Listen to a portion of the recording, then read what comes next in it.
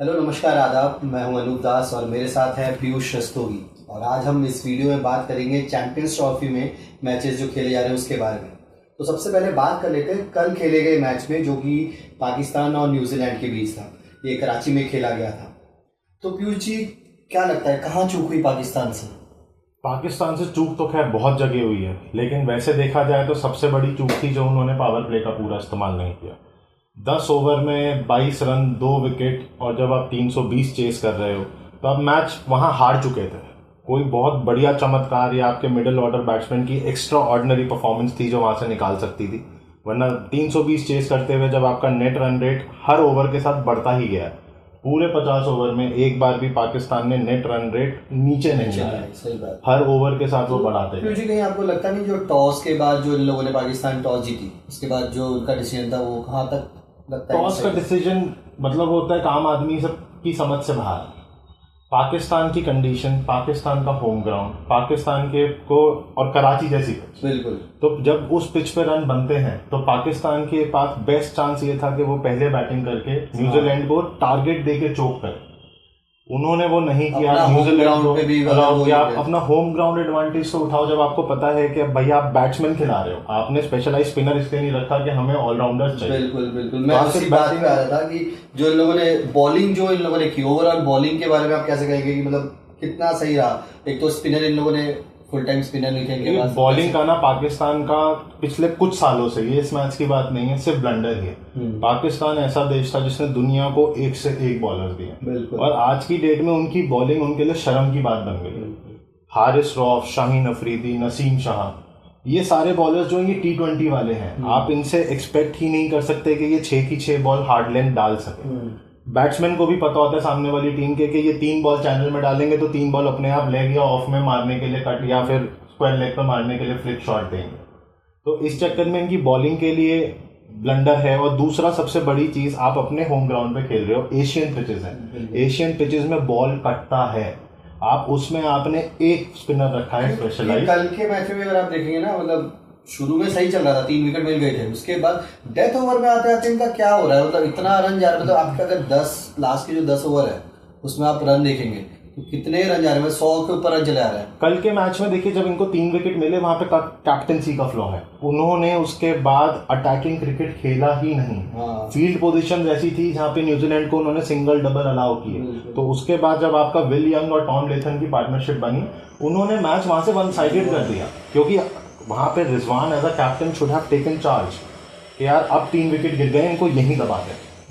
जहां पे न्यूजीलैंड को ये 200-220 तक रैप कर सकते थे, वो स्कोर इन्होंने 320 बचा दिया। और रही बात डेथ ओवर की, खैर वो तो पाकिस्तान की एक अलग ही कहानी बन गई है। पिछले 4-5 मैचों में जितने रन ये 40 ओवर तक नहीं मैच न्यूजीलैंड के साथ ही खेली बैक टू बैक। उसके बाद उनका ये है, ये साउथ अफ्रीका से भी खेले, बल्कि साउथ अफ्रीका की बी टीम से खेले। उसके बाद उन लोगों ने, साउथ अफ्रीका ने 350 मारा। वो अलग बात है, वो मैच जीत गए, लेकिन वो जीते इसलिए क्योंकि बी टीम थी, उनके मेन बॉलर नहीं थे। वेल एंड गुड, वो जीत गए। लेकिन इवेंचुअली ये पाकिस्तान की बहुत पुरानी कहानी हो चुकी है कि 40 से 50 ओवर तक जितनी भी टीमें इनके अगेंस्ट खेलेंगी, उनके पास एक गोल्डन चांस रहता है। उनको पता है इनके बॉलर थक जाते हैं। ये नहीं है 10-10 ओवर वाले बॉलर, और स्पेशली पेसर्स।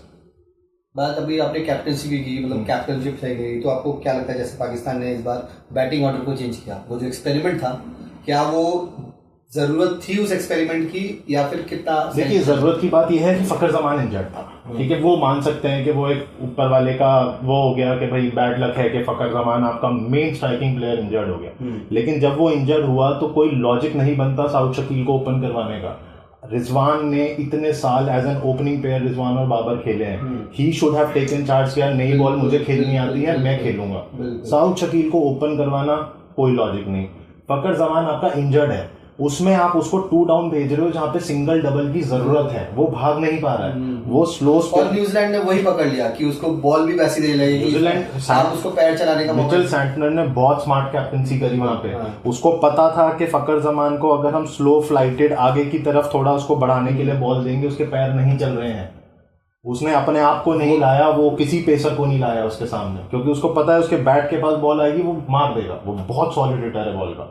यहाँ पे सैंटनर की, वो कहते हैं ना जिसको आपको अवेयरनेस, गेम अवेयरनेस उसकी काम है, and it was a very smart move. तो कहीं ना कहीं था, वो दिख भी रहा था कि बट इन लोगों ने अपनी बैटिंग ऑर्डर में सबसे बड़ी चीज ये थी कि पहले या तो उसको बाबर के साथ रिजवान को आना चाहिए था, नहीं था तो इन्होंने खुशदिल शाह, जिसने कल बहुत बढ़िया पारी खेली, मतलब कहीं ना कहीं देखा जाए जो टेल एंडर है इनके ओपनिंग से ज्यादा अच्छा खेल रहे हैं। कहीं ना कहीं कराची की पिच आपकी मारने वाली है, कराची पे उन्होंने दिखाया अपने टॉप ऑर्डर को कि अगर इंटेंट हो आपके पास तो आप रन बना सकते थे। अभी पॉडकास्ट शुरू करने वाले पीयूष जी हमें मुझे एक फैक्ट बता रहे थे कि ऑलमोस्ट 25 ओवर का इनका 150 बॉल था जिसमें कोई रन ही नहीं था।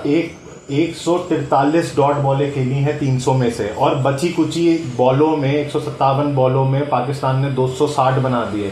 तो अगर इनके टॉप ऑर्डर ने कंट्रीब्यूट किया होता तो 320 वाज इजीली चेजेबल। पाकिस्तान अपनी गलती से मैच हारा है, कोई टोटल औकात से बड़ा नहीं था। वो तो कहीं ना कहीं पहले जो 10 ओवर में इन लोगों ने अच्छी पकड़ बनाई थी पाकिस्तान जब बॉलिंग कर रही थी, उसके बाद वो मोमेंटम धीरे धीरे न्यूजीलैंड की तरफ जितनी अच्छी पकड़ पाकिस्तान ने पहले 10 ओवर में बॉलिंग में बनाई, उतना ही मैच इन्होंने पहले 10 ओवर में बैटिंग में सामने वाले को मतलब प्लेट में सजा के दिया। बिल्कुल, वो शुरू से ही वो रन रेट कभी भी वो मैच ही नहीं कर पाया। सबसे बड़ा इसमें मैं मैच हारने का 70% जिम्मेदार इस पूरे मैच में कैप्टेंसी को मानता हूँ। गलत बॉलिंग डिसीजन, जब न्यूजीलैंड प्रेशर में थी आपने उनका प्रेशर रिलीज करवाया। गलत batting decision, Saud Shakeel as an opener complete failure. Fakhar Zaman नहीं था आपके पास, वो कामरान गुलाम था। कामरान गुलाम को आपने बाहर बिठा के साउथ शकील को लिया, बल्कि कामरान गुलाम ने साउथ अफ्रीका में जाके उनके ग्राउंड में ओडीआई में 30 बॉल के आसपास में कुछ हाफ सेंचुरी मारी थी। वो हिटर है बॉल का, और अगर आपको ओपनिंग चाहिए था तो इधर it would have been Rizwan और खुश। सिलेक्शन में भी कुछ प्रॉब्लम रही, मतलब सिलेक्शन में तो क्या पाकिस्तान की है। जब आप एशियन पिचेस पे खेल रहे हो, अभी ये इंग्लैंड के साथ 3 टेस्ट मैच की सीरीज खेली, वहां पे इनके साजिद खान और नुमान अली जैसे स्पिनर्स जिसने इंग्लैंड की कमर तोड़ दी, उन स्पिनर्स को आप एशियन कंडीशंस में नहीं ला रहे हो, कोई लॉजिक नहीं बनता। मुझे समझ ही नहीं आया क्यों आप लेके गए हो शाहीन अफरीदी, हारिस रौफ, नसीम शाह, तीनों के तीनों पेसर्स। अबरार वो कोई स्पिनर नहीं है, वो मिस्ट्री स्पिनर है, उसकी ब्रेक नहीं होती, वो वेरिएशन बल्कि अच्छी बॉलिंग करा दी। अबरार के पास सिर्फ एक रॉन्ग वन है जो कि उसका बेस्ट हथियार है। उसके बाद आपके पास उसमें आ जाते हैं खुशदिल शाह और सलमान अली आगा, जो मिला के एक बॉलर है। 5-5 ओवर के दोनों बॉलर हैं। आपके पास स्पेशलाइज स्पिनर, फिंगर स्पिनर या रिस्ट स्पिनर है ही नहीं जो बॉल को काटे। और कराची पे आप अगर डिग्री ऑफ टर्न देखेंगे तो पाकिस्तान जब बॉल कर रहा था एवरेज स्पिन वाज 2.9 डिग्री, और जब न्यूजीलैंड बॉल कर रहा था एवरेज टर्न वाज 4.7 डिग्री। बहुत होता है। तो इसको कहते हैं तैयारी के साथ आना। वही आपने जो टीम कैसे सिलेक्ट की, आपको पता होना चाहिए कि आपकी जो टीम में प्लेयर्स हैं बिल्कुल उनका पोटेंशियल क्या है, वो कहाँ अच्छा काम करते हैं। तो चलिए अब इस पे आते हैं पॉइंट्स टेबल पे। तो ग्रुप ए के तो ये फर्स्ट मैच था, तो अभी न्यूजीलैंड सबके ऊपर पहुंच गई होगी, ठीक है। तो इसके बाद कैसे आप क्या देखते हैं कि पाकिस्तान की स्ट्रेटेजी क्या होनी चाहिए? देखिए अब पॉइंट्स टेबल पे पाकिस्तान एक तो 60 रन से हारा और दूसरी चीज ऑल आउट हो गया, तो अब उसका आ गया है -1.200।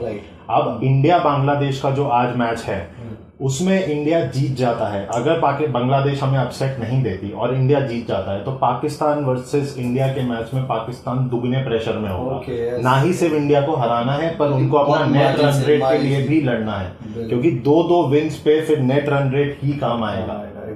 तो अब पाकिस्तान ने पहले ही मैच में ऑलमोस्ट 30% अपने आप को डेंट मार लिया है। आज अगर इंडिया बड़े मार्जिन से बांग्लादेश से जीत जाती है तो बचा कुचा 30% डेंट वो पड़ जाएगा, फिर वो 40% के लिए पाकिस्तान को इंडिया के अगेंस्ट उतरना पड़ेगा। संडे वाला मैच देखें, और ऐसे हाई वोल्टेज मैच में करंट पाकिस्तान टीम के साथ मुझे थोड़ा सा मुश्किल लग रहा है कि वो इतना प्रेशर अब्सॉर्ब कर। कहीं ना कहीं दुबई में मैच है, तो दुबई यूएई कंडीशंस इंडिया से बेटर पाकिस्तान जानता है। हाँ, यूएई में ही पाकिस्तान ने हमें हमारा पहला वर्ल्ड कप का T20 मैच हराया था। लेकिन पाकिस्तान की करंट परफॉर्मेंस वो एज अ टीम नहीं खेलते, वो एज एन इंडिविजुअल खेलते। आप बाबर का देख लो, अभी कल का जो परफॉर्मेंस था कि उसने करीबन 90 बॉल में वेरी सेल्फिश नो, मतलब हाँ वो आईसीसी में रैंकिंग के ऊपर आने के लिए अपनी रैंकिंग चाहिए। उनको दिख रहा है शुभम गिल और रोहित शर्मा जल्दी मेरे करीब आ रहे हैं, उन्होंने 63 रन का आसपास वो चाहिए। अगर आपको इतना स्लो खेल ही रहे थे जहाँ आपने 90 बॉल ले ली थी, वहां आपको गेम फिनिश करके जाना था। भले ही आप 10 रन से हारते, लेकिन एटलीस्ट ये होता कि मैं एंड तक खड़ा रहा। आपने अपना जैसी 60 हुए इतने बचकांड शॉट पे आप आउट हुए हैं, जब पता है कि अभी आपके पास नीचे कोई बैट्समैन नहीं है, आगे गिरी हुई बॉल आप उस पर स्वीप मारने गए बॉल, मतलब अगर 15 ओवर खेले तो आपके आके वैसे सेट हो जाते हैं। चलिए ठीक है, हो सकता है मे बी कल पाकिस्तान का दिन नहीं रहा था, तो आज हम बात करते हैं अब इसके बाद इंडिया और बांग्लादेश की, जो कि है दुबई मैच खेलेगा। तो क्या लगता है पीयूष जी, इंडिया के लिए कैसा रहेगा, पिच कैसी रहेगी और टॉस कितना क्रूशियल होगा? देखिए, टॉस उस वाली पिच पे क्रूशियल हो सकता है because Dubai has always been a bowler's pitch. वहां पे पेस बॉलर्स का हमेशा से एक अच्छा वो रहता है रिदम। इंडिया के लिए क्रूशियल अब ये होगा कि वहां पे depending on the exact pitch conditions, जो हमें 1:30 से 2 बजे के आसपास पता लगेगी, एग्जैक्ट पिच कंडीशंस ये होनी चाहिए कि अगर वहां पे जरा सी भी पिच पे मदद है तो they should go for the bowling first, because India Bangladesh के में इंडिया हॉट फेवरेट है, ठीक है। And with the kind of lineup that they have, batting lineup, India के पास भी इस पूरे टूर्नामेंट में विद जसप्रीत बुमराह मिसिंग, मैं उनका यूएसपी ही बैटिंग बुमराह अगर मिसिंग है तो कहीं ना कहीं वो एक बड़ा फैक्टर हो सकता है, क्योंकि अगर वहां पे स्पिनर्स के लिए मदद नहीं हुई तो हमारे पास कुलदीप यादव, अक्षर पटेल, रविंद्र जडेजा, इनके वेरिएशंस ही काम आएंगे, लेकिन हमारा पेसर्स जो पेस अटैक है उस पे सारा दारोमदार होगा।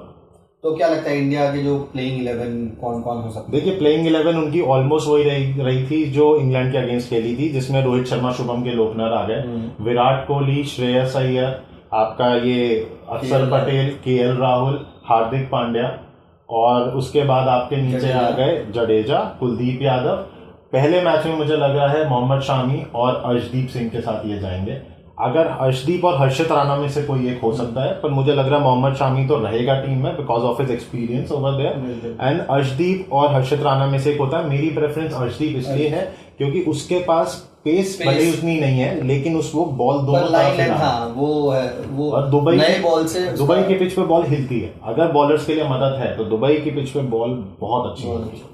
तो चलिए अब देखते हैं कि इंडिया और बांग्लादेश में जो मैच होगा, उम्मीद करते हैं उसमें बहुत ही दिलचस्प मुकाबला होगा दोनों ही टीमों का, और इसका हम रिव्यू करेंगे कल, और फिर नेक्स्ट वीडियो में आपसे फिर से मुलाकात होगी। तो प्लीज़ इस वीडियो को अगर आपको पसंद आया, अगर आपको कुछ भी इन्फॉर्मेटिव लगा हो तो इसको लाइक करें, शेयर करें और अपने दोस्तों के साथ इसको शेयर करें। Thank you.